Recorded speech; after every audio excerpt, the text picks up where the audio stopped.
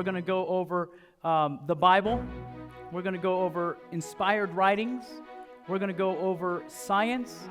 And we're going to let the music industry themselves tattletale on themselves. Distraction, a diversion. To divert the eye or the attention, a drawing apart to disorder the reason. So what the devil wants to do is to distract us, disorder our reason, so we don't even think on godly things. A dilemma is a situation in which a difficult choice has to be made between two or more choices. So therefore, the distraction dilemma is any diversion presented to the Christian that could draw his attention away from God. Don't put the blinders on and just focus only music because we're talking about music. You can apply the principles we're going to learn to every area of our lives.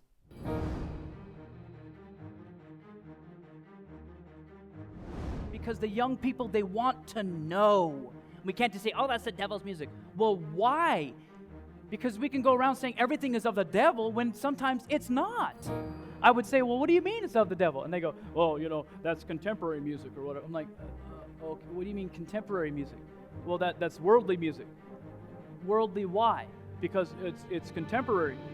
So what we realize is that we didn't understand music, and frankly, most Christians didn't understand music. As we had conversations with so many different Christians, we realized nobody seems to know what they're talking about. I had on one side, I had people telling me this was okay, and other people saying this wasn't okay, and I just didn't have a clue. And so we had to eventually study it out for ourselves. And when we did, God began to open our eyes.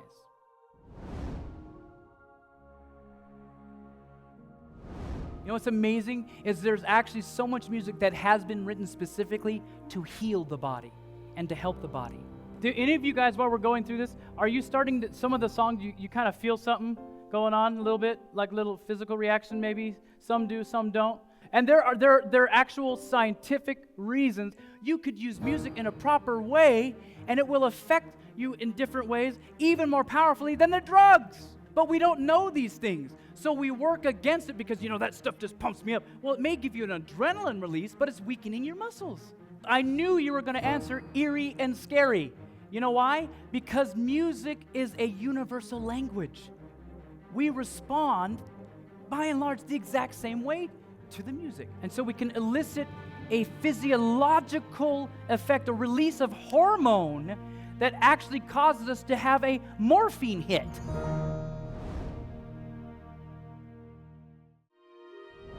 And so they would learn these instruments, and that was their job, to perform perfectly, amazingly, with skill, these instruments and this beautiful music that was being arranged and composed. Can you imagine a day and age to where you had to be where the people playing the instruments were? Thomas Edison invents sound recording, and now if you had this little device, you could actually have it in your home, and it would play what someone else had recorded, maybe all the way around on the other side of the world. Brand new technology. It changed everything. There's a real recordings, by the way, in 1920. So we went and did a lot of research and found actual recordings. So from about the 1900s on, the music explosion began.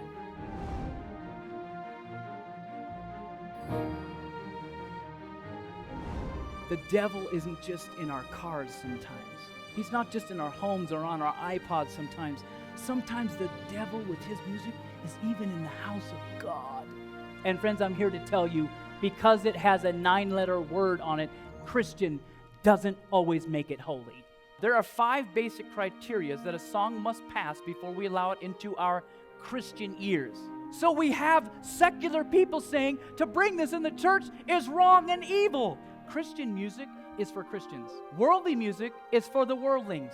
And we're going to develop all of that as well. Because as we discovered yesterday, that the secular mind doesn't even behold or comprehend spiritual things because spiritual things are spiritually discerned. See, as Christians, we are to be representatives of Christ. And if we're no different than the world around us, then we confuse the idea of who our God is. And we need to provide something different to those who are seeking.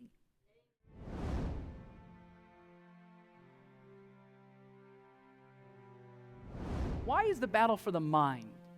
Well, because this is the essence of who we are. And so if this is actually who we are, don't you think God wants to impact that? Absolutely. Do you think the devil wants to impact that? Absolutely. And people say, oh, music just doesn't affect me. Oh, yes, it does. Whether you realize it or not doesn't change whether music changes us. Take it up with the Lord, and if you think that you're strong enough to walk around without a frontal lobe, be my guest. I don't suggest it, because there's a devil out there going, oh, let's put some more information about me in him. And that's exactly what he wants to do to you and me. Take away our moral compass so we become an animal like him. And I say, no.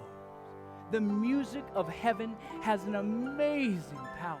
Yet, the music of heaven will not force a conversion upon us. But the music of the devil will.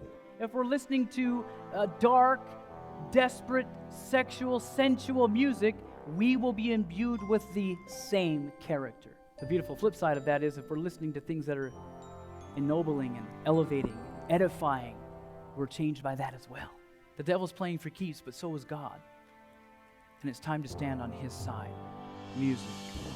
What a blessing. And what a curse.